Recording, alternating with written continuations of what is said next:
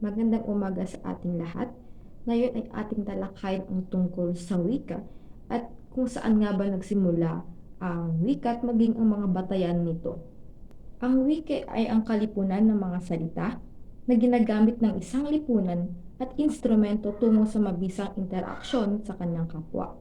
Dahil sa wika ay ipaparating natin sa iba ang gusto nating sabihin, ito ay ginagamit din para makipag-usap o makipag-ugnayan sa iba para sa pang-araw-araw. May 12 katangian ng wika. Una, ang wika ay masistemang malangkas. Alam ang wika sa mundo ay sistemang nakasaayos sa isang tiyak na balangkas. Pangalawa, ang wika ay sinasalitang tunog. Ito ay kasangkapan ng komunikasyon sa halos lahat kung hindi man lahat ng pagkakataon ay tunog na sinasalita. Pangatlo, ang wika ay pinili at isinaayos. Sa lahat ng pagkakataon, pinipili natin ang wikang gagamitin. Ika-4, ang wika ay arbitraryo.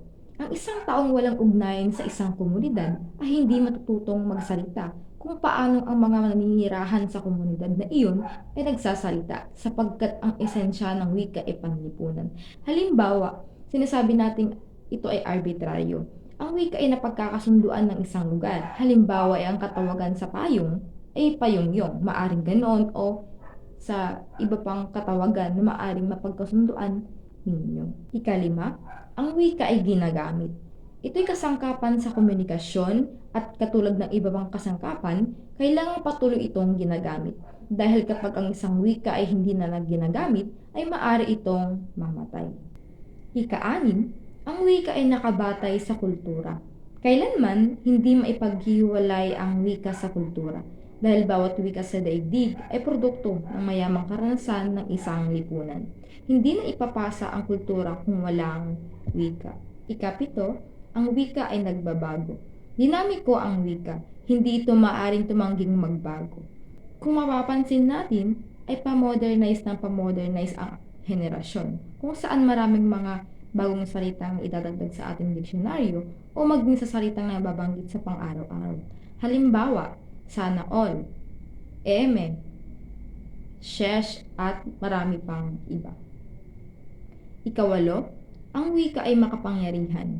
Taglay nitong lingunin ang kahapon, itaguyod ang kasalukuyan, at tanawin at planuhin ang kinabukasan. Ikasyam, ang wika ay may kahirapang ipaliwanag. Taglay nito ang mga salita na sadyang mahirap ipaliwanag. Halimbawa, star apple na sa Pilipino ay kay mito, hotdog at hamburger na walang ham, hotcake kahit malamig pala, at blackboard kahit green pala. Pansampu, ang wika ay pantao. Ang tao lamang ang may kakayahang pangwika, bagamat ang mga hayop ay nakabubuo ng tunog sa pamamagitan ng kanilang bibig, tuka at labi. Ang mga tunog na ito ay hindi maituturing na wika dahil wala itong sistema ng kahulugan. 11, ang wika ay medium ng komunikasyon. Ito'y binubuo ng talastasan ng dalawang taong nag-uusap. Ginagamit ang wika upang ipahayag ang damdamin, nakikita at iba pa. At sa panghuli, ang bawat wika ay natatangi. Ang bawat wika ay may sariling pangkat ng mga tunog, unit grammatical, at sistema ng palaugnayan at pangkahulugan. Ngayon naman, ating talakayin kung saan nga ba nagsimula ang wika. Walang nakababatid kung saan nag-umpisa ang wika. Gayunpaman, sa mga bakas ng mga naunang yugto ng buhay sa mundo, walang nakahanap na anumang direktang katibayan o artifact na may ugnayan sa pagsasalita. Ngayon, ating talakayin ang iba't ibang paniniwala kung saan nagsimula ang wika. Una dito ay ang teorya ng Babel. Kung ang wika ng tao ay mula sa banal na pinanggalingan, walang magiging paraan sa muling pagbuo o reconstruction ng orihinal na wikang iyan, lalo na kung isaalang-alang ang mga kaganapan sa isang lugar na tinatawag na Babel, tulad ng inilarawan sa aklat ng Genesis sa Biblia, chapter 11, verse 9. Dahil nga gusto ng mga tao noon na pantayin o masigitan pang kapangyarihan ng Diyos, ay nagtayo sila ng tore. Ito nga ang tore ng Babel.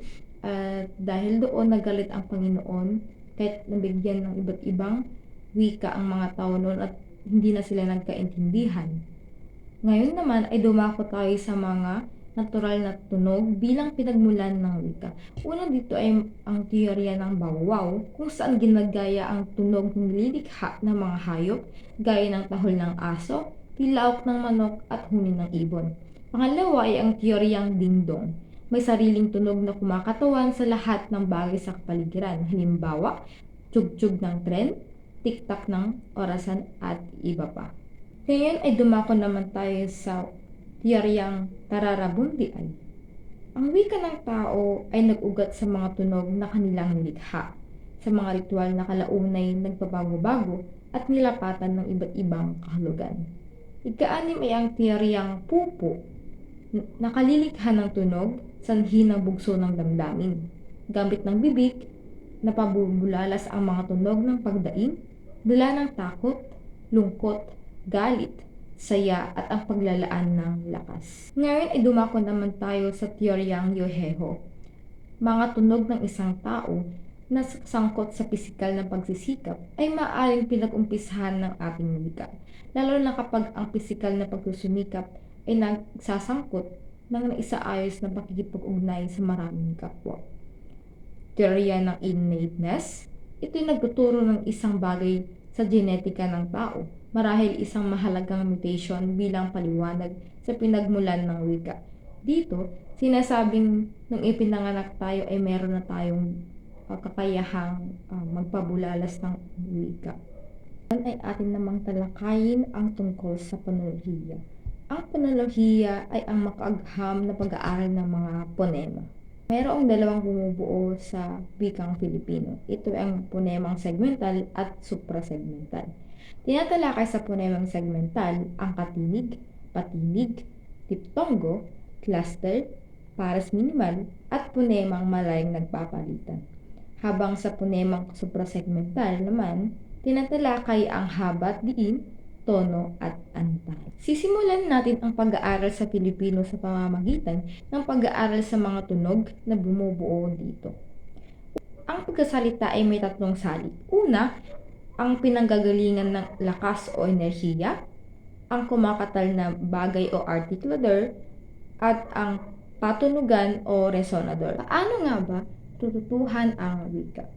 Ang pag-iisip at ang wika ay magkalapit ang ugnayan at ang kanilang development ay magkasabay. Sinasabing ang mga batang matagumpay na nakasusunod ng mga gawaing nagkaugnay ng pag-iisip ay karaniwan ng iyong may kahusayan sa pakikinig, pagbasa, pagsasalita at pagsulat. Malaki ang naging impluwensya ng mga behaviorist, inative at cognitive hinggil sa kinagawi ang paraan ng pagtuturo ng wika.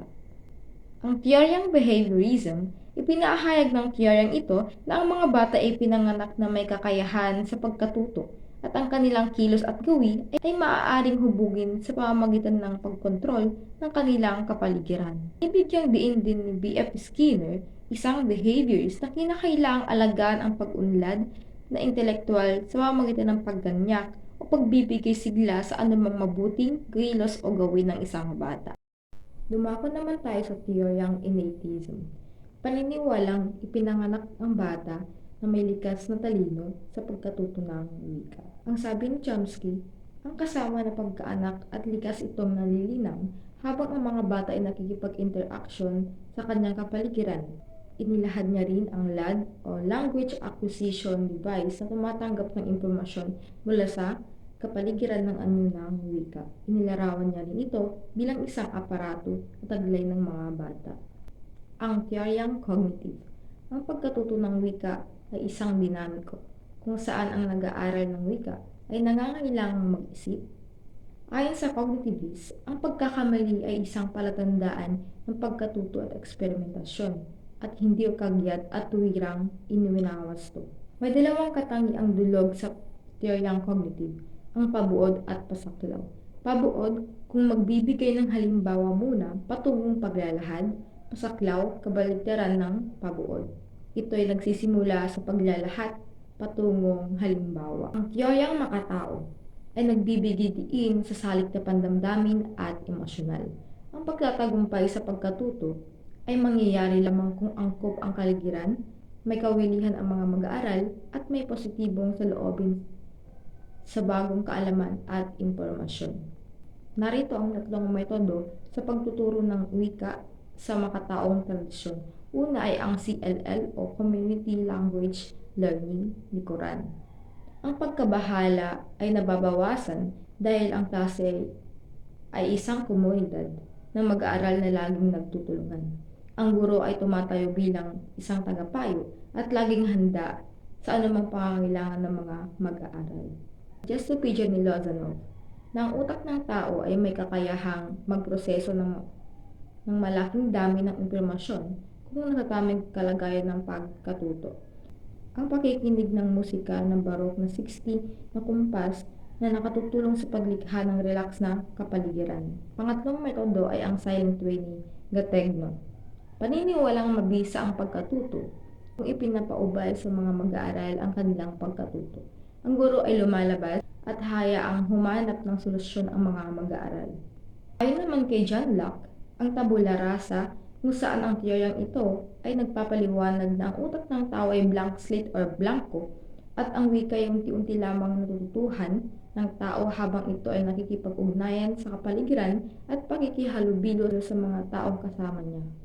Kung ako ang tatanungin kung anong teoryang paniniwalaan ko, naniniwala akong noon pa man ay may wika na tayo. Ibigay ng ating may likha na kanilang ginagamit noon sa kanilang pang-araw-araw at maging sa pagtuturo sa anong sulat o pahayag sa Biblia. Bagamat ang ibang teorya ay may punto at talagang maobserbahan hanggang ngayon, maaari pa rin namang paniwalaan, depende sa kung anong paniniwala ng iba o ng individual.